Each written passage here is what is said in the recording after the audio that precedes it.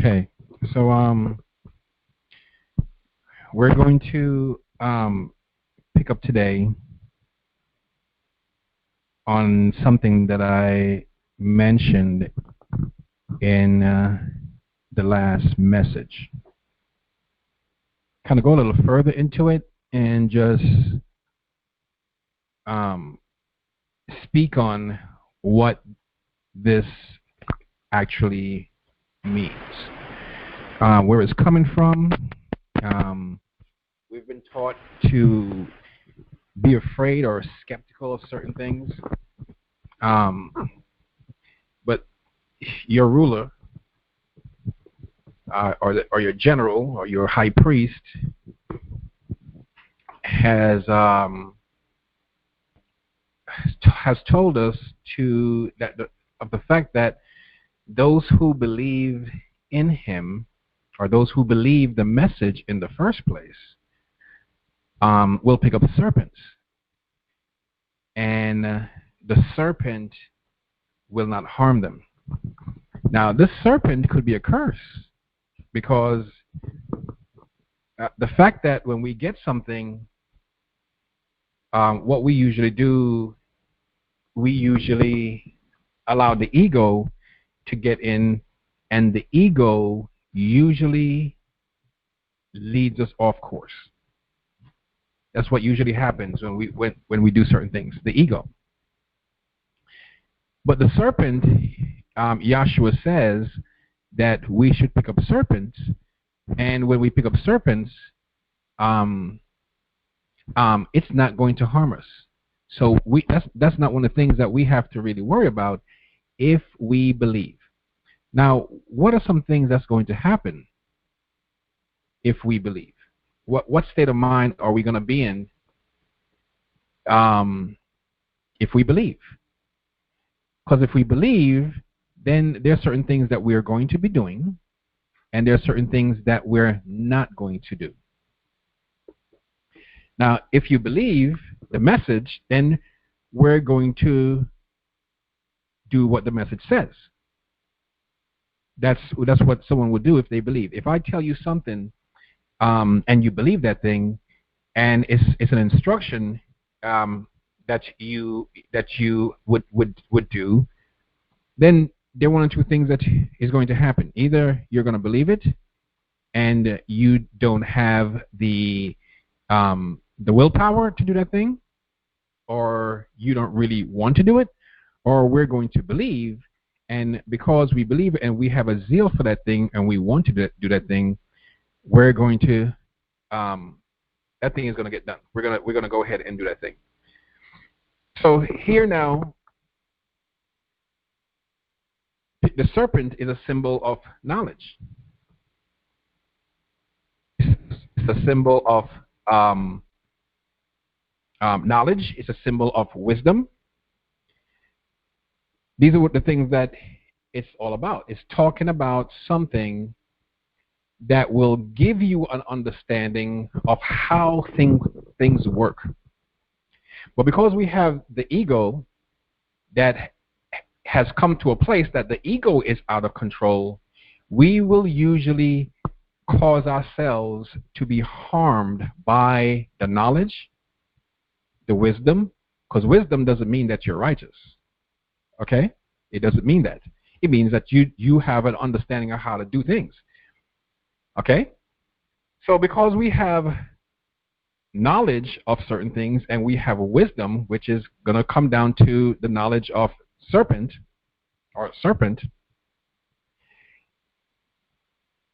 how to make things happen in our environment. Now, because we have this, because of what we are, the spirit that we're directed by, the spirit of the Father, which is going to tell you to do no harm, okay? That spirit of the Father, which is going to tell you to whatever you want to be done for yourself, make sure that's what you do for the next person or for your brother, anyone, even your enemy. Now, if we have this and we pick up the serpent, then the serpent can't harm us. It can't harm us. So those who believe and are going to do what they're told to do after they believe, this is what they're going to do. They're going to make sure no harm comes to anyone else. And whatever they want for themselves, they're going to make sure this is actually what they are bringing forth for the next person. Because this is the golden rule. Upon that, or upon this, stands all the laws and the prophets.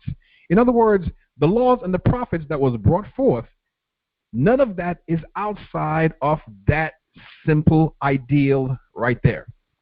And if you believe the message and you take the law that Moshe gave and you consider these things that I'm telling you here right now, we can't go wrong on the interpretation of the law of Moshe. We can't go wrong on that. So we're looking at something here, and in what we're looking at how we believe. Those who believe, they will pick up the serpent, because the serpent is going to give you great understanding and knowledge of certain things.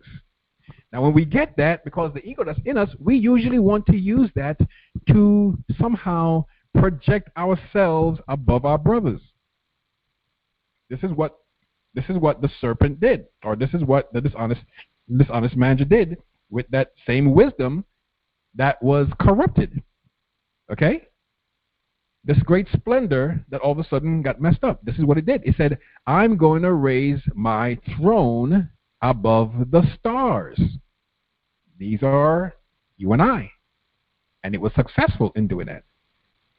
I will be as the Most High to them, because after they become blind, okay, they're going to think that I am the Most High. And they're going to serve the Most High, or serve me, thinking that they're serving the Most High. And I'm going to make sure that they never see this right here, the knowledge of the serpent. Because I'm going to put this ego within them that's going to be kind of mine, the same thing. That's why it says, you're of your father, the devil. This ego is going to be there, and this ego is going to move down from generation to generation in all of them. And when they pick up the serpent, they're going to actually serve me. Because when they pick up the serpent, they're going to have the same attitude as I have, and they're going to have this ego that's going to try to get them to become more and above their brothers, and actually in some kind of mode be selfish and have their brothers serve them, if they can. This is what they're going to have. However, there has to be a separation from that. Because when we come to understand what it's all about, then that same serpent that we picked up, that we're going to use to cause our brothers to serve us, we're going to use that very same serpent to serve the next individual. Now, this is our responsibility when we pick up the serpent. It's our responsibility. I want us to turn over to Matthew 16 for our first scripture today. And in Matthew 16, I'm going to get into the topic that we spoke of on Tuesday night, which I think we should get into a little further so we could understand what's taking place or what happened. And in Matthew 16, let's turn over to verse 24. And in this verse right here, it's a subheading, and it says to gain life, deny self. To gain life, deny self. Well, this is what the serpent corrupts. The serpent corrupts the self, or corrupts us through the programming of the ego. Now, the ego doesn't have to be bad. The ego, as a matter of fact, wasn't always in this place that is self-serving, for the most part, right now. The ego was there to protect us. But it was corrupted. It was there to protect us, and what we pretty much meditated upon and lived according to were the natural laws that were given to us, and the ego protected us in that manner. But after it was hijacked, then what we started doing, we started after we received certain DNA from other beings of this flesh. What we started doing is protecting the self. The ego started protecting the self. So it would hurt the brother to protect itself. It wouldn't give up its life for its brother because now it wasn't the brother's keeper, it was the keeper of self. Now we know why Cain said what he said, am I my brother's keeper? Because in that ego, that's not what he's all about. That ego felt that something was moving against it, and it had to get rid of it in order for it to function in the way that it wanted to. That's what that ego was about. And so we find ourselves in the same place. We get caught up in self-serving, what the self wants to do. So here goes now in verse 24. It says, to gain life, deny self. So here it says, then Yahshua said to his disciples, if anyone will come after me, let him deny himself and take up his yoke. Take up his yoke and follow me. Take up his yoke. Now in some Bibles, it's probably going to say cross. Does it say that in any Bible? Cross? Okay. The cross is your yoke, is what you've been looking for. It's what you're trying to do. The yoke is your responsibility. It's your responsibility as a fallen person to get back to where you need to get to. This is the yoke. This is the responsibility. This is the cross. Now, as we talked about it last week, okay, the cross are 2 points that meet. And where they meet, this is where we're functioning on. This is where we are zooming in at, where the 2 points meet. Because where the 2 points meet is where 2 different things come together. And at that point, they attach, they become one. So you have heaven and earth. They meet at a certain point. This is the cross. You have physical and spiritual. You have the flesh and the spirit. They have to meet at some place, at some point. And the place that they meet, this is the intersection that we're talking about, we're looking at. Now, in this place that we meet, there's certain things that are opened to the individual. Remember, Yahshua says this is what is going to deal with those who believe. Because when you believe and you start doing certain things, then you're going to have knowledge and wisdom. But when you have knowledge and wisdom, you and I have to believe and do certain things so the serpent doesn't corrupt us. Because the serpent is what is of the spirit. And you're allowing that spirit to come and interact with you. This is knowledge and wisdom that you're allowing to come in. But it's there. It's something that your Father has. Your Father gives liberally, okay, to anyone who is ready for it. Some people take shortcuts and they get it. And when they get shortcuts and they get it, they don't have the right garment on. The right garment is the right characteristics, the right attitude. And because they don't have the right garment, that messes them up. So what they do, they go to do the very same thing as the dishonest manager. Rise above the brothers. Be as the Most High. Rule over the brothers. Have everyone serving them. This is the spirit that you don't want. This is what Yahshua is telling you.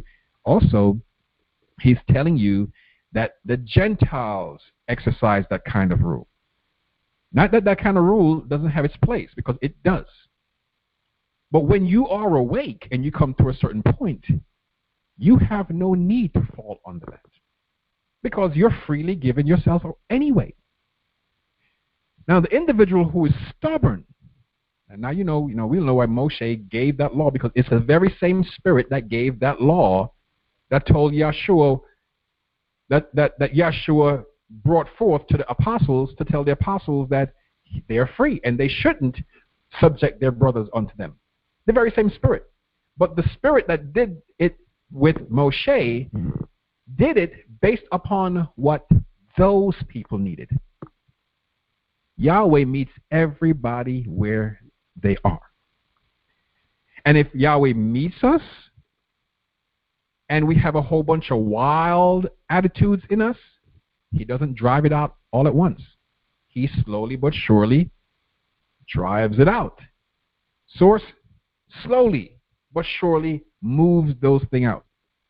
But in the mode of driving it out, or in the time that it's driving out, when you look back after you have been awake, when you look back, if we don't understand, we'll say, man, that God of the Old Testament was brutal. No, it doesn't have to be brutal. Because you know what? When your child is growing up, sometimes you're going to have to spank that child. Why do you do it? Because the child is usually stubborn. Because you're not going to spank the child because you're just upset because you have a bad day.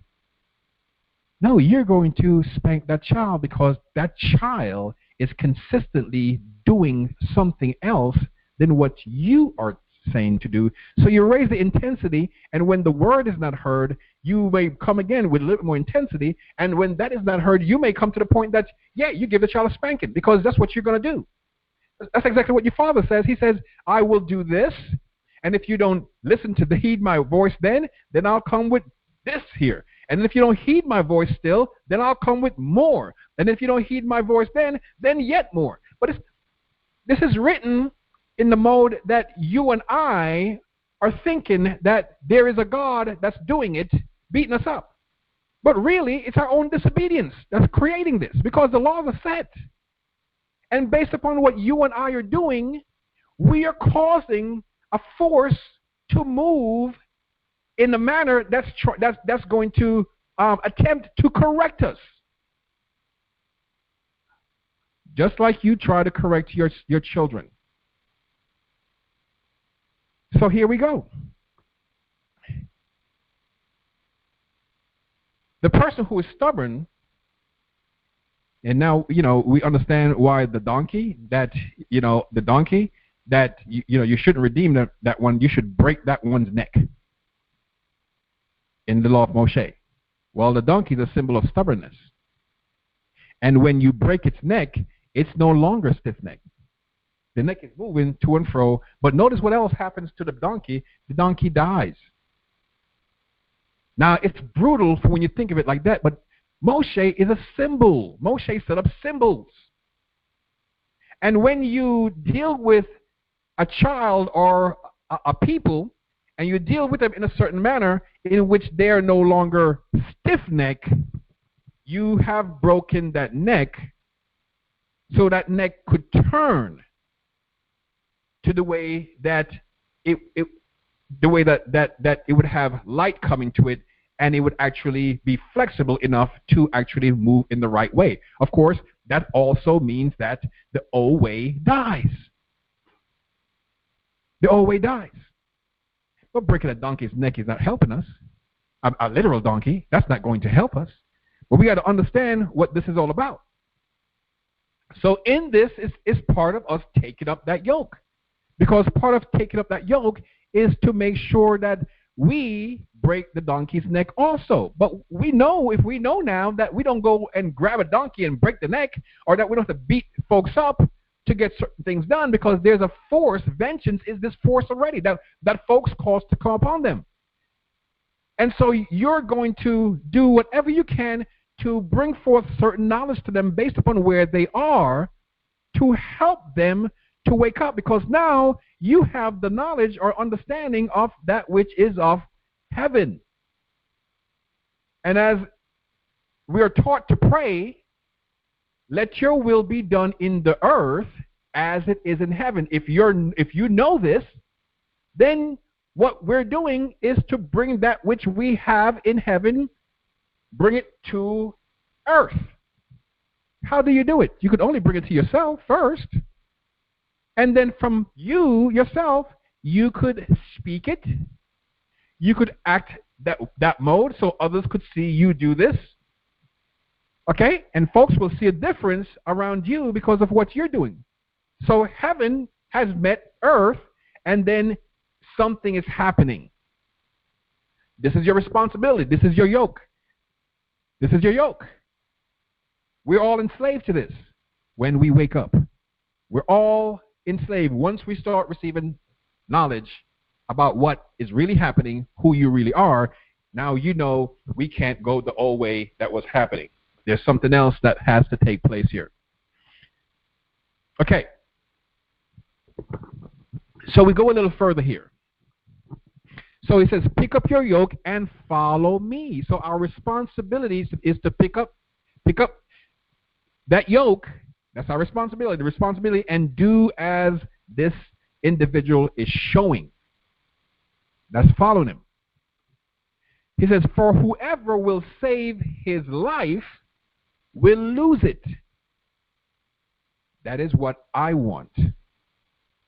The things that I want for myself in this earth, because the things of this earth has deceived me, and I don't know I'm here to actually raise my brother up. So I don't want to be my brother's keeper. I want to be the keeper of self. That's my only responsibility. Myself and that which belongs to me. That's it. And so I want to war with the next block because the guy on the next block is messing with me. Or he said certain things to my children, and I don't like that. So I go to war. I create an enemy because I am now going to protect mine and teach somebody else a lesson. But I have a responsibility. I have a responsibility, if I believe, to love my enemy and to deal with those who are trying to persecute me, deal with them in a certain manner. Now, if someone is trying to take your life now, you're not going to give it up either. But it's all in a certain in certain parameters. You're not just going to be like, okay, this guy's just going to kill you. Okay, he shoots you in this cheek. Oh, turn the other cheek so you get a bullet in that one too. That's not what it's saying. So here we go. So whoever is going to save his life, the life that we live here, the self-serving life, we're going to lose it. And whoever will lose his life for my sake, for following me, in other words, for doing what I have shown you to do, that one is going to actually find that life. Where does he find the life at? You find the life at the intersection of that cross. You find your life where heaven and earth meets. Because you're not going to find your life if you live in an earthly manner, which is what the life in here does or holds us to. We're going to find life when we give up doing things that are earthly and start living in a heavenly or spiritual manner. This is how we find life. And the spiritual manner in which this brother is trying to show us, he laid out in his own life, showing us how to live. This is what is called the cross. We don't need to run from the Christian symbol, guys. There's no need to run from it. We need to put it in its place. If that's what they feel and that's how they look at things, I'm going to tell you, if a person walks around with a cross around their neck every day, and it's a devotional thing to them, and in kissing that thing and loving that thing, they do everything that's required in the rules or the heavenly pattern. They do those things, everything that's required by your Father in heaven. And you and I look at them thinking that they got a problem with the cross and look down on them. When everything is said and done, they're going to be trying to teach us how to live right. Because they may not even know what the cross means. But from their programming, it's something that's devotional to them and how they're looking up to the Most High. That's what it means to them. In our minds, oh, look at them. They love the cross. They don't know what it means. This is a pagan symbol. So we look upon them in a nasty way. Those individuals, when it's all said and done, they're going to teach us how to love. We ain't got to run from these symbols. We got to put them in their place. We got to know what they mean. And we got to do what they mean, because the symbol, I just energized, they're what would you call them? Sigils that has been, sigils are things that has been energized with certain energies.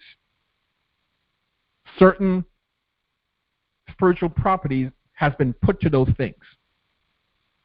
So when those who really know come across that, they know what that thing is all about.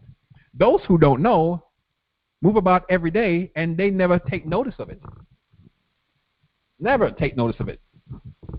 But a sigil is energized, either mentally energized or it's energized in the mode that someone over a long period of time have put certain rituals to it, because this is what Moshe was doing. All these things that Moshe was showing you, that he was saying, these are patterns, these were all sigils. Except for the thing that you were going to actually do something and not steal from your brother, those aren't sigils. But the whole sacrifice, the whole serpent that he put up there in the wilderness, these are all things that are energized for something else. When someone doesn't know what it is, they may deal with it in the wrong way. Just like as they started worshiping the serpent. But that's not what he put it there for. He put it there for them to see that if they acted in a particular manner, when they look upon that serpent, they were supposed to be thinking of how they should be.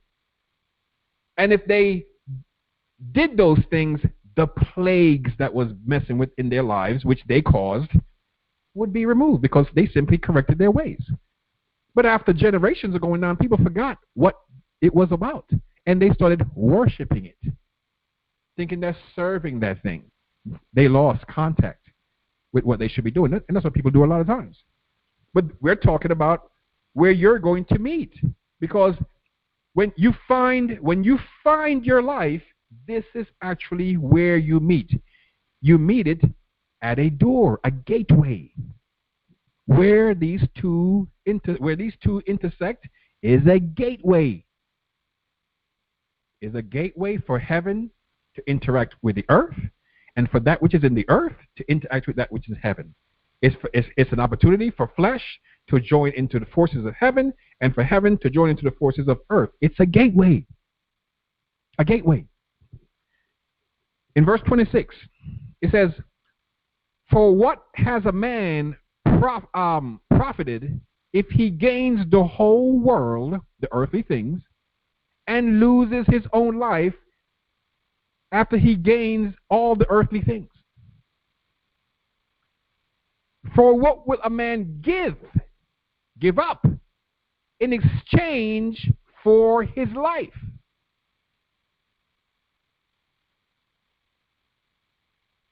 For the Son of Man will come." Notice this now. The Son of Man will come. Now we're gonna look at how the Son of Man comes, because the Son of Man is going to come with a particular glory, which is your glory too. The Son of Man will come in the glory of his Father with his Malachim, and then he will reward every man according to what that man has been doing. So the Son of Man and the Malachim, the Son of Man is a builder of humanity. That means you and I have to be like, to help the Son of Man, we have to have the same attitude, the same spirit. We have to look to build humanity.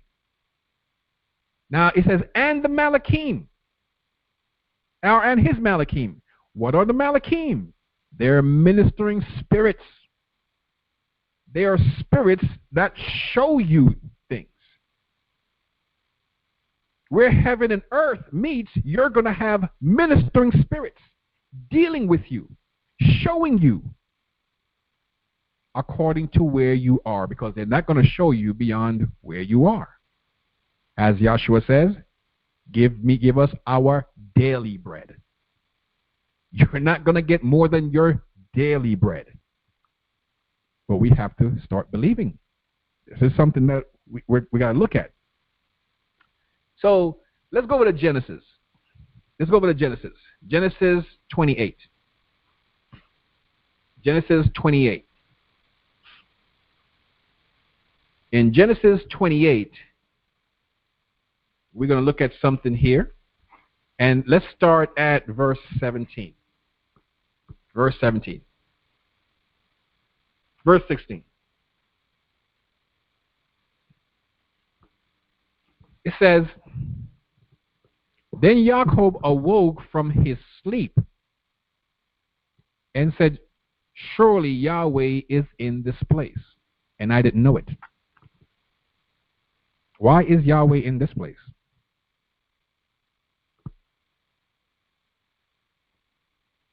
Why is spirit in this particular place?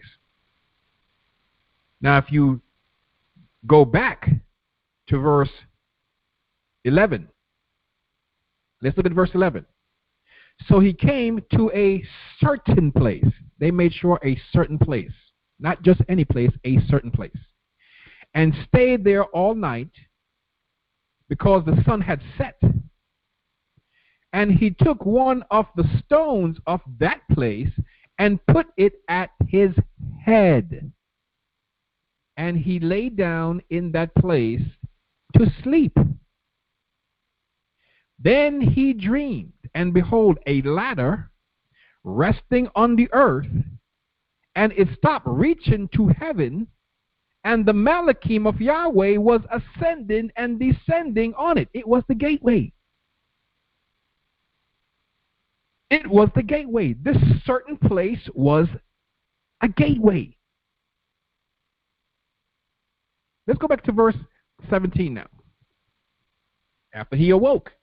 So he saw this. He says, Yahweh is in this place. Something spiritual is happening because he saw Malachim, which is heavenly, interacting with the earth, and then leaving the earth also and going to interact into the heavens. In verse 17, and he was afraid and said, how wonderful is this place? This is none other than the house of Yahweh, and this is the gate. This is the gate. This is the door. The entrance, the way to the kingdom of heaven. Now, this certain place, you're not going to find it as a place. This is no different than the place that someone comes to when the Father says, take off your shoes because now you're on holy ground. It's a certain condition or certain spirit that you have come to. A certain attitude that you have come to, a certain maturity in spirit that you have come to. This is the certain place. And when we reach this certain place, this all of a sudden, heaven is meeting the earth. And the earth is meeting heaven. This is a crossroad. And where they intersect, this is a gateway. You don't have to go looking for where Jacob was. Neither do you have to go looking for where Moshe had that burning bush when he was told, listen, the place that you have come to is holy ground. Take off your shoes. Your shoes is also a symbol. It's a symbol of how you walk, what you walk according to, what you walk in, how you live. So you take off your shoes, you remove those things, and you connect with the earth. You take the power that's within the earth and you move it in through the chakras of your own feet. It's a symbol, but it's telling you about what you have come to, the place of maturity that you have come to. Because the shoes is not really what it's talking about. Okay? The stone is not what it's talking about. It's talking about something more than that. Then Jacob rose early in the morning and took the stone that he put at his head, set it up as a pillar, and poured oil on top of it. And he called the place the HOY, the house of Yahweh. Now these are all symbols that it's telling you about also, but it's telling you that when Yaakov would have come to a particular place, this is going to be the gateway. The gateway. Certain things have to happen. Yaakov has to put down himself too, and he has to become a different person also. These are things that has to take place. So anyway, let's go on. Now, it may not happen right away in the individual's life, but this is how it takes place. So now, let's go to verse 20. Then Jacob made a vow, saying, if Yahweh will be with me and will keep me in this way, it ain't a place that he's dealing with. It's a way of living that he's understanding now. Keep him in this way that I am going to give. I'm sorry. And in this way that I'm going, and give me bread to eat, my daily bread, and clothing to put on, so that I come back to my father's house in peace. Now, the father's house in peace? He comes back to his father's house in peace. He saw the plan, guys, and he saw that there's another father that he has to go back to. He's seeing more. Now, he's trying to go back to his father's house in the physical, but this is telling you another story, because the father's house that we're all trying to get back to is the one that the prodigal son left. So we got to be kept in a way to get back to that house. So bring you back to the father's house in peace. Then Yahweh shall be my heavenly Father, and this stone I have set as a pillar shall be Yahweh's house. And of all things that you give me, I will surely give a tenth to you. Now, it's not talking about a tenth.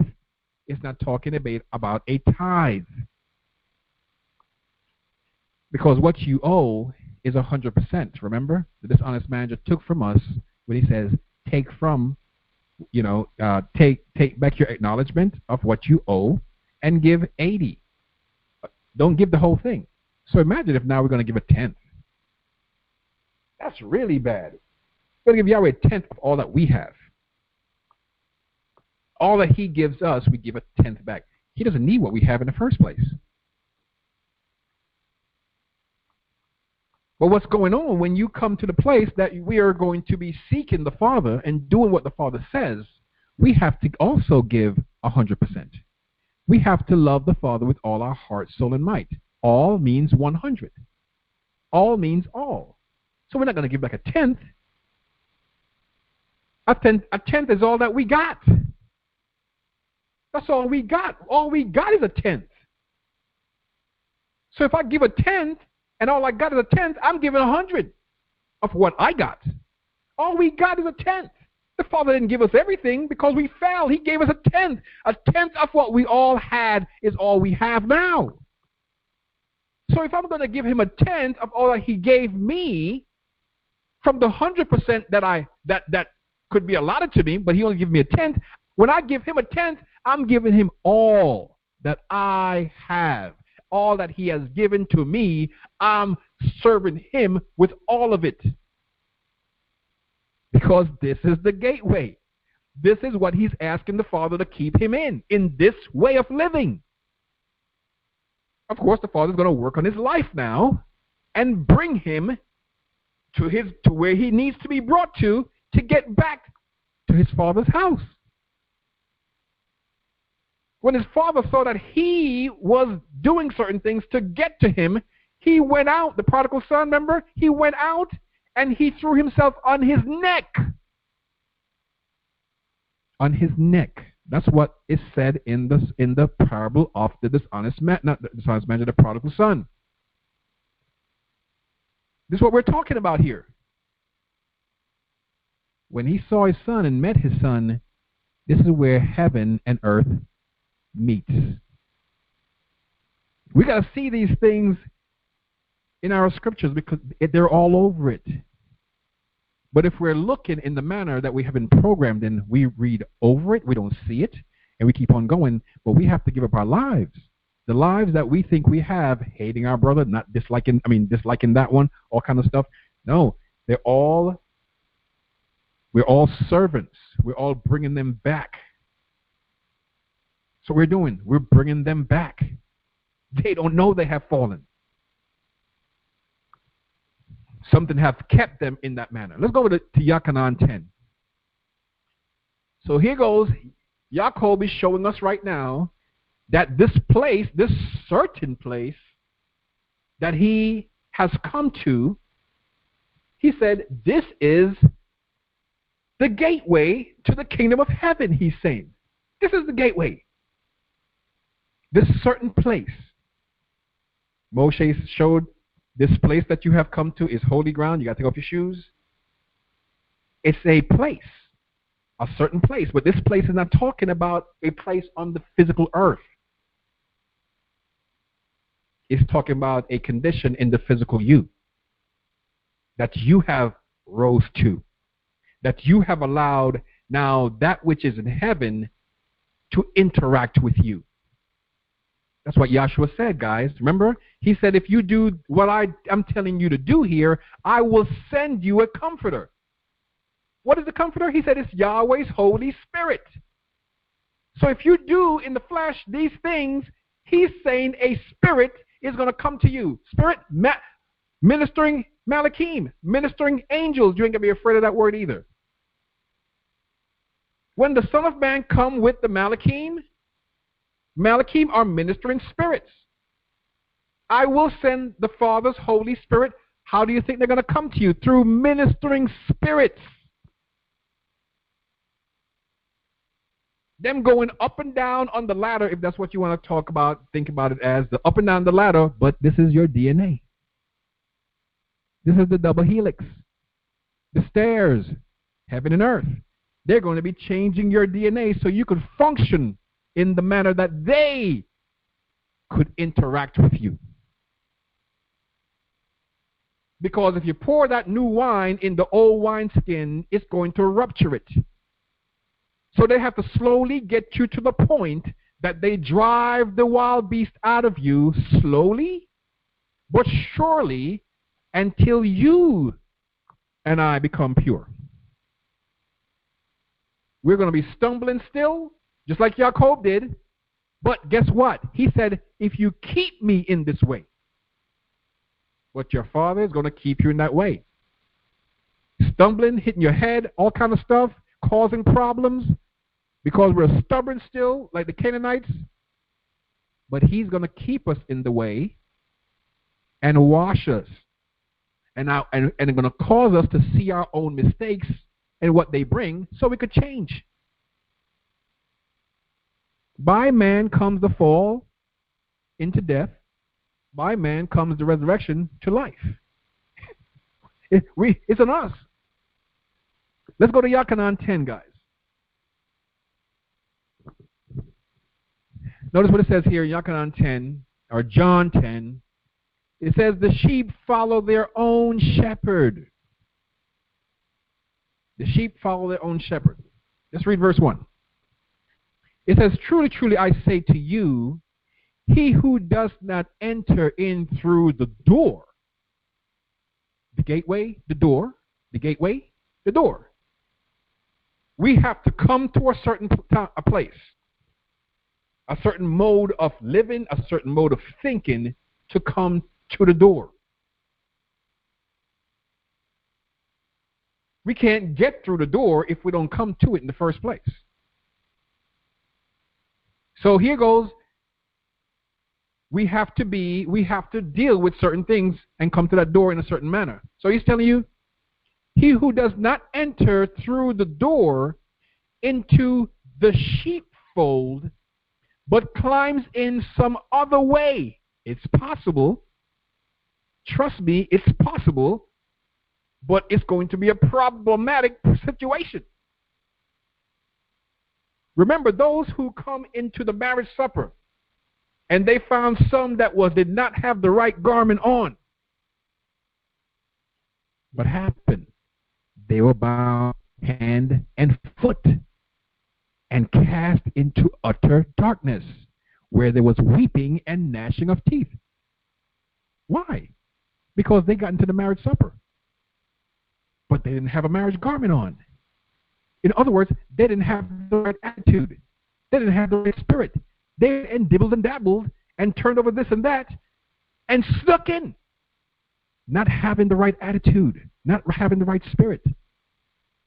But when they go in, everything in that world knows that they don't have it, because they are not functioning with the right vibration.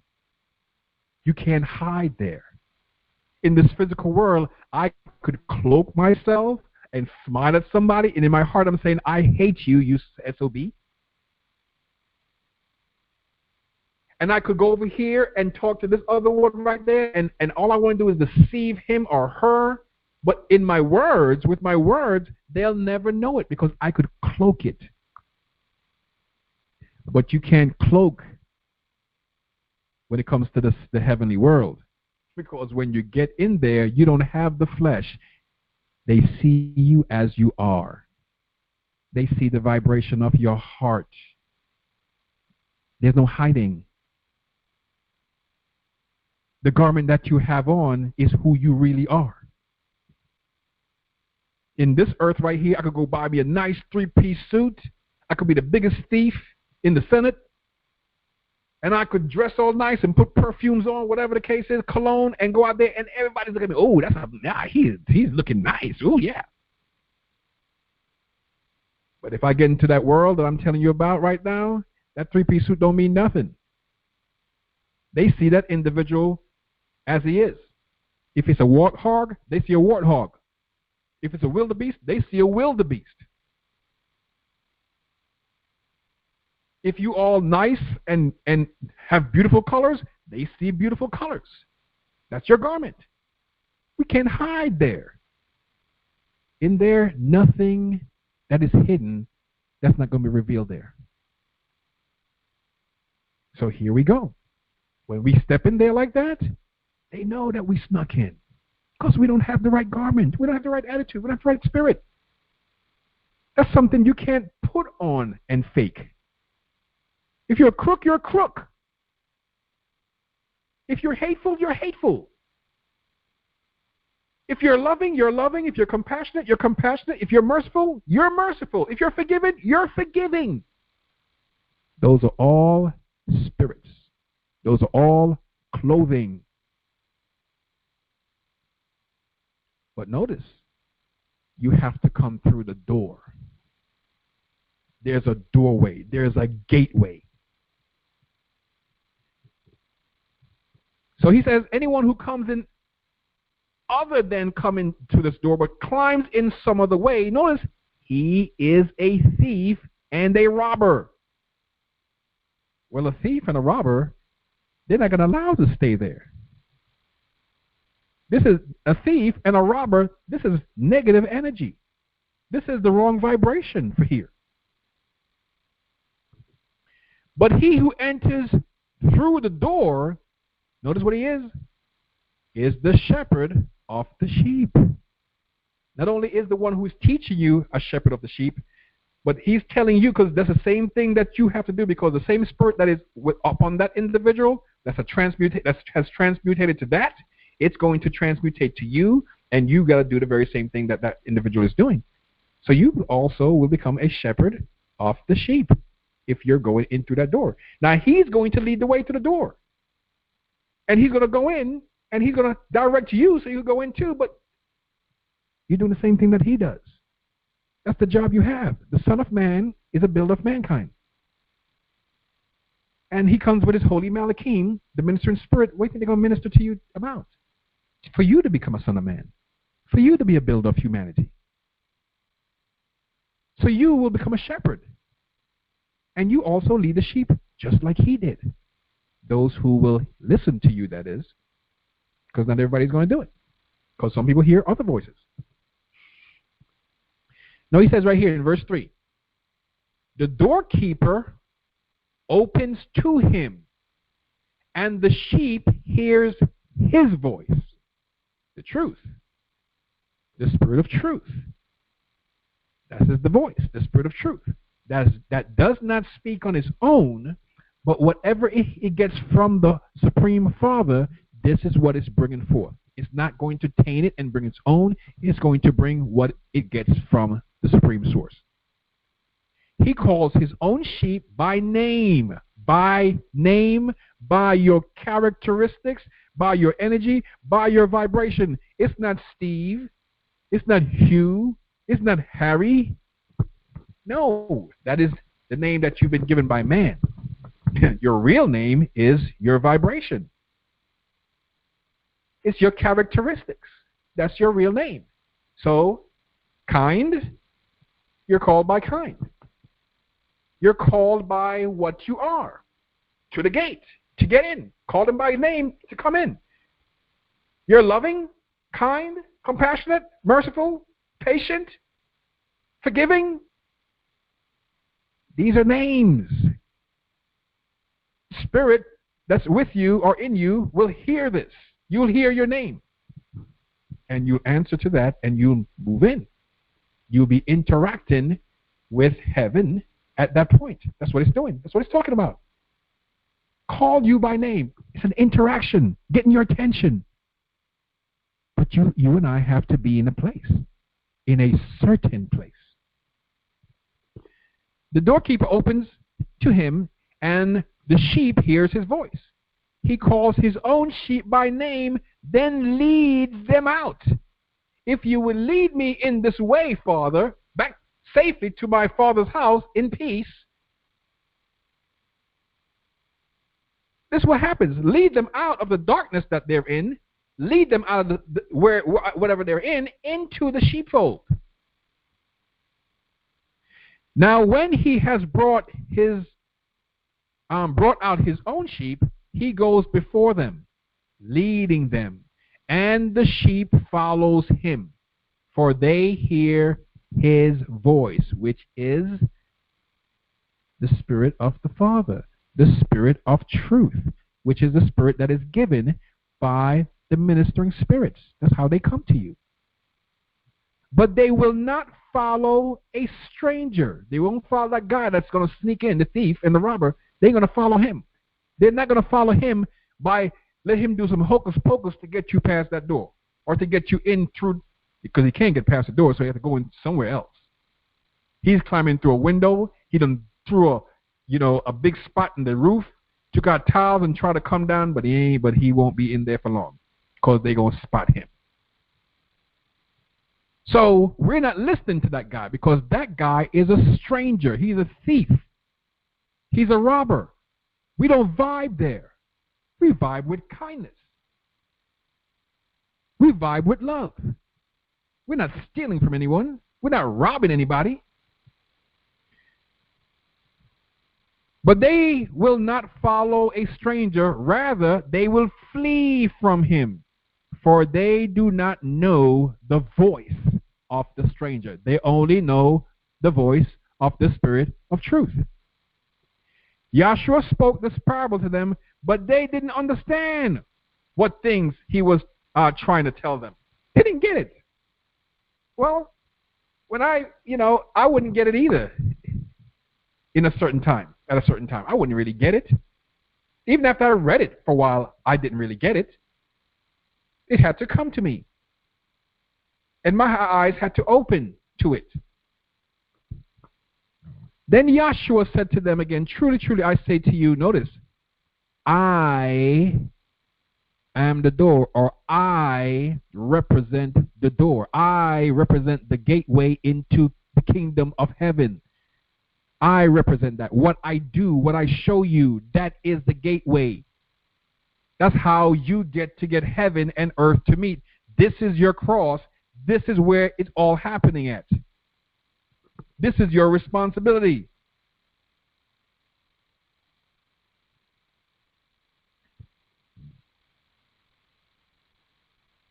Here goes now. I'm the door for the sheep. I'm the door for the sheep. All who ever came before me are thieves and robbers, and the sheep will not listen to them. Someone who is trying to get you to believe into some other thing and believe this other savior. Hey, the dishonest manager has done it very well, guys. Dishonest manager, aka the Queen of Heaven, put up the very same things with all the same symbols. And today, when we see it, and we see it, as, because they put it all into Christianity too. That's what they did. It's all there. Okay? Doesn't mean the symbols are wrong, because the symbols are just trying to tell you of something different. And when people see it and they're all caught on the symbols, they go, that's what the pagans do. We don't do that. It's not these outward things, though. It's what's of the heart. Because I'm going to tell you, if that pagan who doesn't know that they're serving some demonic force, and they feel that all that they're doing is serving the Father's going to accept what they have done. And everything that they have not done that is correct, he's going to wink at it. Because it's going to be according to their hearts. Now, when he does show them that way, then they're obligated to drop it. If he does show them the way and whatever they're doing, okay, is not proper, then they're obligated to drop whatever is not proper. But when their heart is moved out in that manner and is love, compassion, mercy, all those things, the Father is going to meet them and is going to take them in the way. That's what's going to take place. So we don't need to look down on someone because they deal with a cross, or that they deal with bunny rabbits and eggs today. Yes, they don't know the deal, and yes, what they're doing is giving their power to another force, thinking it's the Father at that time, but they don't know. So we ain't gotta look down on them, because the Father at one time gave Israel, the nation, all kind of things, even though they were serving Baal and thought it was him. He still gave it to them. And yet he said he's going to direct them and guide them to him. He says all of them will be saved. So if the Father's going to save all of them, even though that they're serving Baal, what do you think we should be doing? Because we're going to have the same spirit. If we have the same spirit of the Father, we don't look down on someone because they are going on the White House lawn looking for eggs that was laid by bunnies. You don't have to. You ain't got to do it. You don't get into it. No different than you know that sacrifice is not going to take away your sins. It's the same kind of thing. You know sacrifices will not take away a lick of your sin. You know you got to change. I know I have to change. And I know some goat or some bull or some sheep will not do it in my stead. Notice what it says in verse 9. I am the door. I represent the door. If any man enters in through me, notice what it says, he will be saved. If anyone enters in through what I'm telling him here, that's the one that is saved. He's saved into the kingdom of heaven. That is the gateway. I am the gateway. What I'm telling you is how you get there. That's what he says. And will go in and out and find pastures. Do you see that? Go in and out. He's free. Go in and out. In and out. Imagine just like the Malachim came in and out on the ladder, in and out, because they had access to the kingdom of heaven, going in and out. And you will get that. You'll have that before you even get your redeemed body. Before you even get your redeemed body. Of course, you can't take the body that you have with you when you go to the kingdom of heaven or you interact in that world. You can't. But you're going to be there, do it, seeing and understanding and learning, and you're going to come back into this physical body, and you can't take the body there, so you're going to go again and come back, and you're going to be learning. You're going to be learning things that they want you to know for now. They're going to be giving you that new wine until you get that redeemed body and join forces with your brothers who've been waiting for you to come back to where you fell from. So you could help them with the rest of brothers that ain't there yet.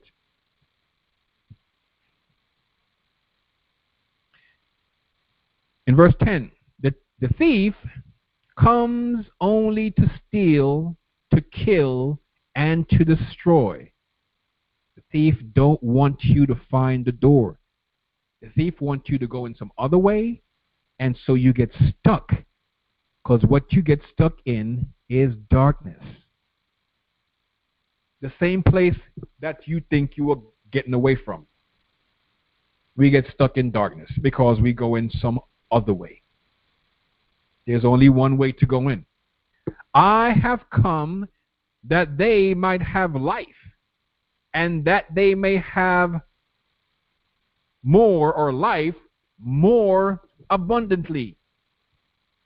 Now let's go over to Numbers. Let's go back over to Numbers.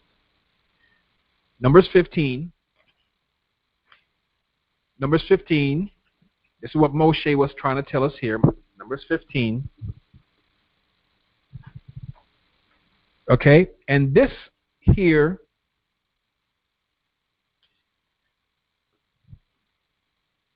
let's look at verse 1. In verse 15. Yahweh spoke to Moshe, saying, speak to the children of Israel and say to them. Notice this now. When you come into the land, now do not take this as a physical land.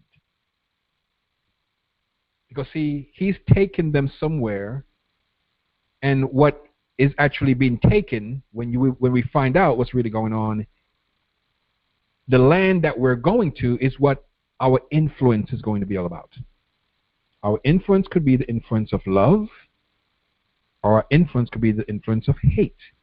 But he's taken us to his influence, to a land flowing with milk and honey. When they got there, they didn't see no milk and honey. So we're not looking at the physical one, okay? And they got into that one, they still got displaced. So he's not really talking about that one. That's simply a symbol, how they bring you through, because just the same manner, those in the heavens, they do certain things to help us to understand and learn based on where we are. They take it from one step, bring us to another step, take it from that step, put us to another step, from that step, take it to another step, until we could understand fully. So when you have come into the land that I'm giving you to live in, that if you do what I say to do, you will be preserved even as you are today, he told them. And you present your offering made by fire to Yahweh. This fire has a few meanings. But this fire is intended to get you to a spiritual point. A fire is going to burn. But a fire burns, it needs spirit. It needs oxygen. And it burns up. This fire is put upon you to do, and it does a couple of things. It'll give you a zeal, and you never change from one thing to another. That's the burning bush that had the fire, but it burnt and burnt. It never burnt up. because it was full of the zeal of the Father, so it didn't have any need to change. Then you have fire that also transmutates. It changed something from one thing to another thing. It'll change a burnt offering that you put on there, and it's all flesh and blood, and it'll turn it into ashes, which goes back to the ground, and smoke that rises up as a sweet smelling aroma. So you're changing as a burnt offering. A burnt offering is all given to the fire. None of it is given to the priest or you to have any part of. You don't get to eat it. You don't get to partake, share that amongst each other. It is totally burnt and given up to the Father. The smoke rises, and the smoke that rises from it is like no different than the malachim rising in the fire, in the flames. It's going up to the Father. The Father, or symbolically, the Father smells it as a sweet smelling aroma. But when you think of it, oh, well, he's up there smelling smoke of some burnt flesh, and he's liking this. This is not really what it is. The smell that is there is your vibratory level. It's your frequency that is sweet, and this is what is they're talking about is smelling. This is what is sweet and acceptable to the Father. Your frequency. Because you are changed from someone that is fleshly, and the fleshly thing is going to go back into another form of energy, but the spiritual things within you is going to be offered to the Father. You're offering you to the Father by giving everything up. The whole sacrifice goes on the altar to be burnt. All of it. No, not 80%, like this dishonest magi told us to do. No, all of it. All your heart, soul, and might. This is given. Now, let's go a little further here now. And you present an offering made by fire to Yahweh from the herd of your flocks as an aroma pleasing to Yahweh, whether burnt offerings or sacrifices for special vows, free will offerings, or offerings in your solemn feast. Now, these are all symbolic things that we're not going to go into jumping on those guys right now. We're trying to go someplace here. In verse 4, the one who presents his offering shall also present to Yahweh a grain offering. The grain offering, guys, if you remember what the grain offering was, is when something had been sifted, the grain had been grounded or whatever and has been sifted, that it comes to the finest flour. Then that fine flour was then mixed with oil, olive oil, which is a symbol of the Spirit of the Father. Okay? So when something is grinded, it's tried. And it's transmutating or changing from something that is bulky and that'll probably bust up your teeth to something that is fine and you could partake of it and it's going to nourish you. So this is your offering that you're making now. You are the offering. If you go with this, you can, but it's not going to really do anything because, see, you have to bring that offering. You have to change, and you have to change into the mode that someone could partake of what you're giving to them, and you're going to nourish them in the way that the Father says to nourish them, or the Father wants them to be nourished. So this is the grain offering. The grain offering is like all who is going to follow Yahshua. This is the government, guys, that follows Yahshua. It's the body that's going to follow Yahshua. So of 1/10 of an ephod. An ephod is the perfect standard.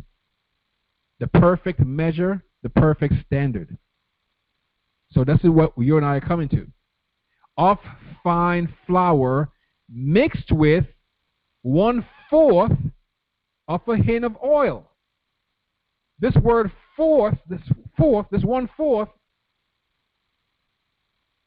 is a gateway. This is the gateway. This is the door. The number 4 in the Hebrew alphabet means door, means your gateway. It's telling you what this is about. We have to come with a particular offering, and the offering that we have to come with, this is what we got to do. We got to do with it. It's going to bring us to the door. We got to take ourselves to the door, because this is what it's all about. It's this 1/4 of a hin is a door. Let's go over to your first Yakanan. So Yahshua said, "Follow me. Follow me." First Yakanan. First Yakanan. He says, "Follow me. I represent the door. I lead you in, and when you go in and out." He said, "He who comes in another way than through the door that I'm representing is a thief." Brothers and sisters, if we go in any other way than what has been shown, it doesn't really matter. There are many spirits who have gone out today. Many spirits. And they're trying to get you to go another way. They want you to open up this so you get that, open that so you get this, all kind of things. They want you to, they could tell you everything. This one over here is channeling a spirit from this particular alien from some other country or some other planet, and this thing is saying all kind of things that are true, but it got just a smidgen of some stuff in it. But all you gotta do is follow right here. I mean, it's, you know, if you go into any holy book, you can find the very same thing. Matthew 5, 6, and 7. You're gonna find it. You stay there. If anything start going off than that, you could take everything that they say. If it's the same thing as what that's saying, but when it starts going off, you pull your brakes. You pull your brakes. First Yakanan. Let's look at chapter. Let's look at 2. 2.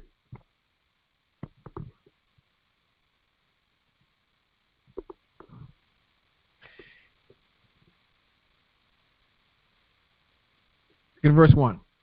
My little children, I write these things to you so that you may not sin. You may not walk in the wrong manner. And if anyone sins or is walking in the wrong manner, we have an advocate with the Father, Yahshua Messiah, the righteous. And he is the sacrifice of atonement for our sins. Do you see that? It's not an animal anymore. We got to step from that. The atonement offering is not an animal. You have to do what this brother showed. He's not doing something for you. He showed you, he left an example for you and I to follow, to make the same sacrifice. We just got on showing you, if you bring forth an offering, how the offering should be. And part of that offering is coming to the door. 1/4 of a hin of oil.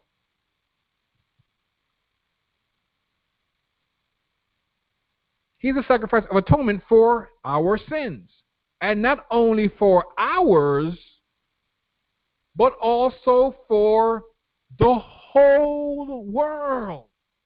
Anyone who will follow, they could get it.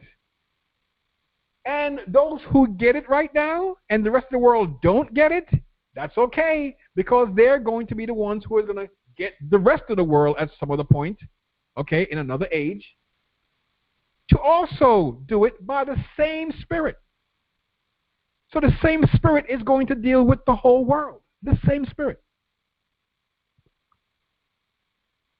In verse 3, now by this we do know that we know him if we keep his word. This says laws, but that's fine. His word is what he said.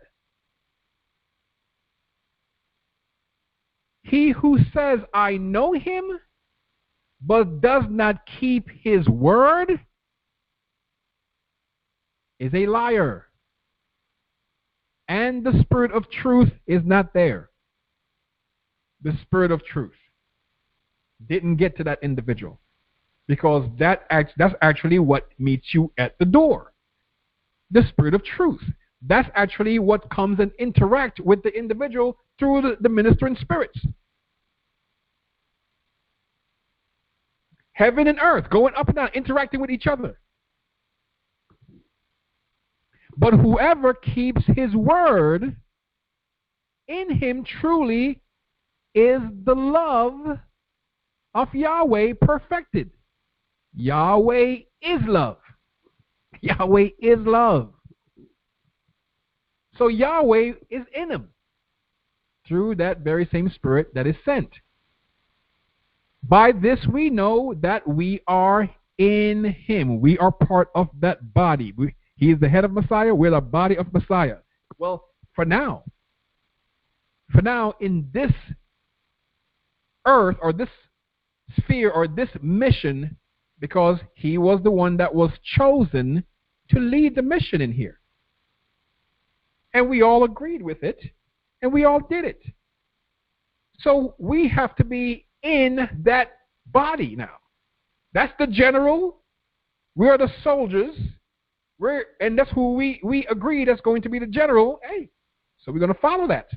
He's the first one to be reborn from the dead, and he's going to show us how to get the heck out of here too. So guess what? You do the very same thing. Okay.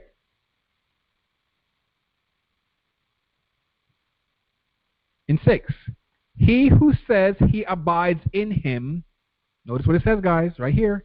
If we say we're going to live exactly as he lives, guess what? Is himself also obligated to walk exactly as he walked. No other way. Exactly as he walked. Brothers, I write no new laws, no new commandments to you, but the old commandments which you have heard from the beginning. The old commandments are that which you had from the beginning. On the other hand, the commandments I write are new to you. Well, this may almost sound like, well, okay, there's no new commandments, but you're saying there's a commandment. Well, in Moshe, there are no new commandments. But someone has to wake you up to what it's actually saying. So there's no new commandment, but when you understand it on this level, it's like a new commandment. Because Moshe said, if this one goes out on the Sabbath, picking up sticks, stone him. That was a dangerous thing to do on the Sabbath, go collecting sticks. Joshua is not there. If this one is committing adultery or whatever, you bust them, you take them and stone them. Well, you're not given a new law. Because, see, the person who was doing that thing was cutting themselves off anyway. They were causing things to come upon in their lives. Because we're the ones who does it. We do it. Moshe was putting down a pattern, and in that pattern, the judgment would be that you would stone them with stones. In other words, stoning somebody would kill them, and if they're dead, they wouldn't be amongst the other people who were living the right way. So stoning with stones was to cut them off from the living stones, which were you, and everyone who was supposed to be heavenly. If you did something, that soul dies. And that's all it's really saying. Cut them off from the living stones. But Moshe put it in there as stoning them, and that's exactly what happened. But Yahshua knew, so Yahshua wasn't there because he knew what it was really saying. And Yachanan here is telling you, on the other hand, the laws or the commandments I write are new to you, which are true to him and true to you, because the darkness is passing away and the true light is now shining or shines. So you know what Moshe was really talking about. Because Moshe was the lesser light, or the light that shines and directs you through the darkness in which you can't see everything right. But at a certain time, you come to the day, and the morning star takes over. And the morning star shows you everything that's in the day. So you can also see. When the morning star comes, how much of the reflection of the moon do you need?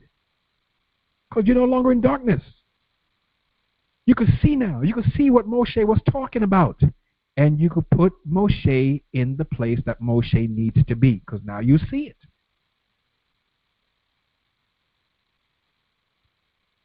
In verse 9, he who says he is in the light, which is graduating from the moonlight, but in the greater light, yet hates his brother, is in darkness until now, and he needs to be directed out of that darkness. We can't go hating our brother and going through the door. It's not going to happen. We can't go through that door with hatred for anything, anyone. He who loves his brother, in verse 10, abides in the light. Do you see the key? We can't dislike anyone. If you abide in the light, you are coming to the doorway.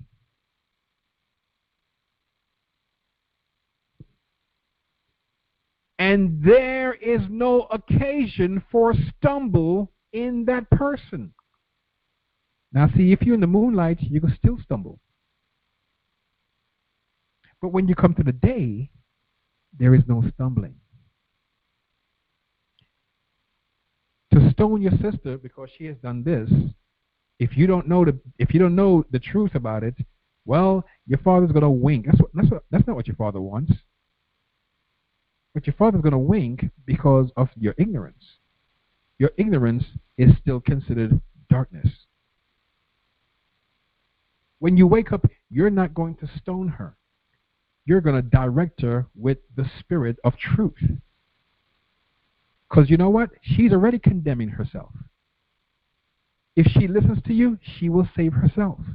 If she doesn't listen to you, a worse thing is going to come down, because that's what is already set. What is already set is, if you do this, and it's not what I asked you to do, this is going to come upon you. And if you don't change your ways, but persist in doing those things, then I'm going to send this upon you. But guess who's sending it, really? Your father ain't got to be up there sending this. No, you got to know who you are. And by the things that you do, you are creating this. You and I create this. We're attracting these things to us by our own creation. And if you don't do this thing, he says, then still I'm going to send even more calamity upon you. Well, who is sending it? See, you don't know that you're sending it, and they're speaking to you as if, yeah, there's this other God up there doing certain things, but you are the ones who is condemning yourself. You are devouring yourself. The universal laws are set. They're not going anywhere. The fence, the electrical fence, if you run into it, it's going to bust you. But who's going to run into it? You and I. So in the way that it's spoken, and if you go and run into that fence, I'm going to shock you. Okay, but who is doing it? You are the one who's running into it by the activities that you're deciding to live by. I run into it because of the same thing. And so the thing about it is, you may say, why would you run into this electrical fence, Steve? Well, it's dark and I can't see well. I didn't see it there. I didn't see it till I got hit by that electrical voltage. That's when I saw it. I understood that I was there because I'm hanging out with the moonlight. But when the day comes, guess what? I could see the fence. I could see how to avoid it. I see everything. Well, Moshe showed you by the moonlight. That's what Moshe was supposed to do. And Yahweh had no problems with Moshe. Yahweh said he created the moonlight, okay, as the lesser light, and he saw that it was beneficial. So Moshe is beneficial. And then he created the greater light, and he saw that that was beneficial too. But the moonlight leads you into the morning light, the morning star. So we ain't got to be afraid of this. We ain't got to be afraid of none of these crosses that we have to deal with, because the cross, my brother and sisters, is your sacrifice.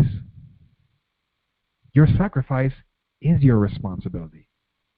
Your sacrifice is your yoke.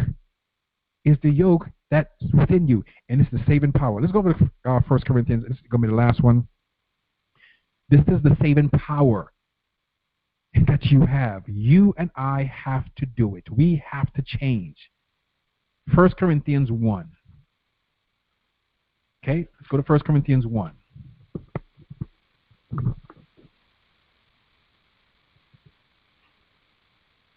Okay, 1 Corinthians 1, look at verse 18. Okay, for Yahshua did not send me to baptize, but to preach the message, not with human wisdom of words, so that the sacrifice, this word says sacrifice here, sacrifice, in some books it's going to say cross. It's a cross. He's talking about the doorway. He's talking about the sacrifice that you have to make that brings you to the doorway. That word is what is cross in some of these Bibles. In this book, it's sacrifice. Hey, it's okay, same thing. But cross or sacrifice, you don't need to run from the cross. See it, understand it, and put it in the place that it needs to be put, and you got it, man. No need to run from nothing, bro. You pick up the serpent will not harm you because it's knowledge of what is all about you. Knowledge. So that the cross or sacrifice of Yahshua should be made of no effect. The responsibility that Yahshua is telling you to deal with, when we do certain things with the way man says to do it, we bring that sacrifice or what we're supposed to do to no effect. No effect. For the message of the sacrifice or the cross is foolishness to those who are perishing. But to us who are being saved, notice the message of the crossway, the doorway, the message that brings you to the doorway is foolishness for some. But for us who are being saved, it is the power of Yahweh. It's actually what's bringing you to the kingdom of heaven. That's what it is. It's the power. This is what it is. We don't need to worry about the cross and look at it in a negative manner. We got to understand it. Because see, these guys use us in all kind of ways. What they do is separate you from your brothers, and they find every which way to do it. So if you're in this school and then you got to cross town, you got another school, then you need to have some kind of competitive sport that's going to cause the people to be divided in their mind, in their spirits. And the whole society gets into it not knowing what they're doing. So what they're actually doing, because this competitive sport means so much to them, they put their heart, their intent, their energy into that thing, not knowing that they're giving their power and their energy, their service to not the Father, but something that is taking it straight to that thing, and it ain't going to the Father. Because the Father don't want you to go busting up somebody in football. No. Why would you be saying you're serving and loving and hitting your brother so hard that he injures him? This is what men do. These are the things that men does.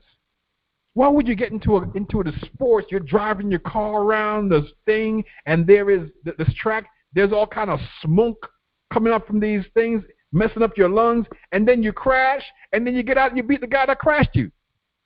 Because that competitive spirit is up there, it's moving, and it's taking you from the door, because you're moving against your brother. You're not moving to help your brother. You're going against him. It's suddenly teaching you to go against your brother.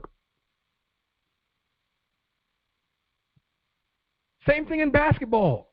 All of them. It's teaching you to go against your brother. All of it. And when we're doing that, we can't come to the door. We can't come to the door. Because the door is a responsibility to assist your brother. But the serpent is more subtle than any other beast of the field. So it knows how to fragment you.